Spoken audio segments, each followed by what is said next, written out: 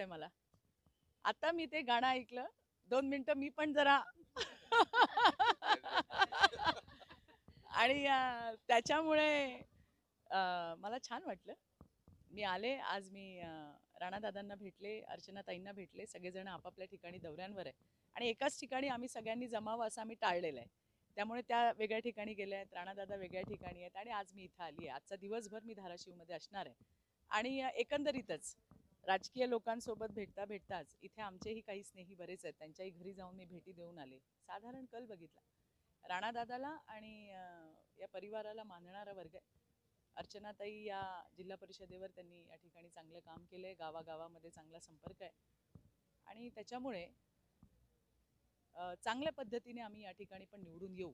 शिवाय आमच्या सहकाऱ्यांची ताकद त्या ठिकाणी आहे. तानाजीराव सुद्धा इथं आहेत आणि या सगळ्यांच्या ताकदीने आम्ही ही सीट सुद्धा नक्की जिंकू.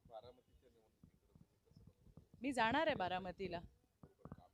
हो केलंय ना. येस, मी म्हटलं तुम्हाला की बारामतीमध्ये सुद्धा सुनेत्रा पवार निवडून येणार, 100% निवडून येणार. मला खूप लोक सांगतात अहो सगळा पवार परिवार आहे त्यांच्यासोबत आणि दादा आणि सुनेत्रा वहिनी एकट्या आहेत. तो जो परिवार दिसतोय ते दादाच म्हणालेत, मी नाही. पण ते खरं आहे. हा जो परिवार आहे हा निवडणूक झाल्यावर परदेशात असणार आहे आणि बारामतीच्या गल्लीमध्ये पुन्हा लोकांसाठी अजितदादाच जाणार आहेत. हे बारामतीकरांनाही माहिती आहे आणि दादांचा झंझावात काम आपण सगळ्यांनी पाहिलंय. आणि आता दादा एकटे पण नाही आहेत. आमचे राहुल भैया आहेत तिकडे, आमचे भीमराव तापकीर आहेत, आमचे हर्षवर्धनजी आहेत, मामा भरणे आहेत आणि बाकीची सगळी टीम आहे. कार्यकर्ते जोमाने कामाला लागलेत. त्यामुळे रंजक अशी लढाई नक्की होईल. पण शेवटी विजय मात्र हा पवारसाहेबांच्या सुनेचाच होणार. नाही असं नसतं साहेब. सुद्धा आपण पाहतोय गेली कित्येक वर्ष या वयामध्ये सुद्धा त्यांना सभा घ्याव्या लागतायत. हे तर खरं वाईट वाटण्यासारखं आहे. ज्यांनी इतके नेते घडवले पण ते नेते काही कामाचे दिसत नाहीत कोणी. शेवटी साहेबांना रणांगणात उतरावं लागलंय. आमच्याकडे तर फार मोठी लिडरशिप आहे आणि भारतीय जनता पार्टी कुठलीही निवडणूक ही सिरियस होऊन लढत असते आणि त्याच्यामुळे मोदीजींचा हा दौरा हा साधा म्हणजे जनरल दौरा आहे. याच्यामध्ये काही विशेष असं नाही आहे. आपण महाराष्ट्रामध्ये राहतो म्हणून आपण बघतो अरे इथे गेले तिथे गेले. बाकीच्या राज्यांमध्ये पण चालूच आहेत.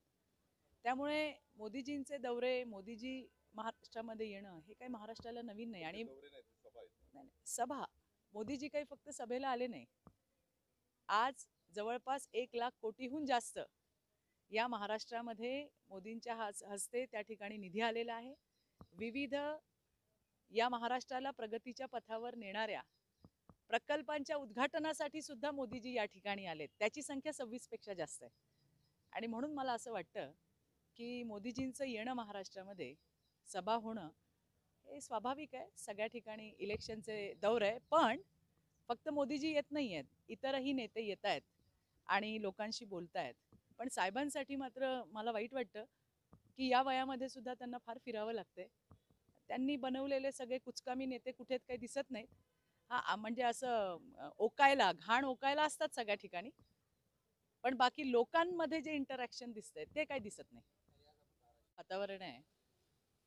आम्ही प्रत्येक लोकसभेमध्ये माझा प्रवास चालू आहे आणि मी पाहिलंय की लोकांमध्ये प्रचंड असा उत्साह आहे. लोकशाहीचा हा उत्सव, त्याच्यामध्ये मतदानाचा हक्क लोक त्या ठिकाणी बजावत आहेत. कडकडीत ऊन आहे आणि तरीसुद्धा लोक पुढे आलेले आहेत. विशेष म्हणजे या सगळ्या मतदारसंघांमध्ये भारतीय जनता पार्टी आणि महायुतीचे आमचे सगळे उमेदवार यांना उदंड असा प्रतिसाद आहे. गावागावामध्ये मोदीजींच्या योजना पोचलेल्या आहेत. परवा मी नांदेडला होते. देगलूरच्या काही आजी होत्या आणि त्यांनीसुद्धा की मला निघताना थांबवलं आणि पॅम्पलेटमध्ये फोटो करून मोदींच्या बोटावर हात ठेवून यांनी आम्हाला घर दिलं, यांनी आम्हाला पाणी दिलं. तर या अशा भावना लोकांच्या आहेत. पहिल्या फेजमध्ये मी गोंदिया भंडाऱ्याला होते. तिरोड्यासारख्या एका दुर्गम विधानसभेमध्ये 80 वर्षाची आजी होती. आम्ही पॅम्पलेट वाटत होतो आणि फार इंटरेस्टने बघत होती. म्हणून म्हटलं कोण ओळखीचं दिसतंय का. तर त्यांच्या भाषेत ती म्हणजे हाऊजीना कोण आहे, आमचा मोदी आहे ना. तर या काही गोष्टी अशा आहेत की आमच्यासारख्या कार्यकर्त्याला अधिकचं बळसुद्धा देतात. आणि याच्यातनं एक गोष्ट मात्र नक्की होते की घराघरामध्ये मोदीजी पोहोचलेत. घराघरामध्ये मोदीजींच्या योजना पोहोचलेल्या आहेत. आता ठीक आहे, उद्धव ठाकरे सारख्यांना मोदी सरकार या नावाचीच ॲलर्जी आहे. पण ज्या उद्धव ठाकरेंना मोदी नावाची ॲलर्जी आहे त्या नावावरती 140 कोटी जनतेची फुल्ल मर्जी आहे. त्याच्यामुळे त्यांना आवडत नाही, पण त्यांना पुन्हा ऐकावंच लागणार आहे याही वेळेला की अब की बार 400 पार और फिर एक बार मोदी सरकार. शरद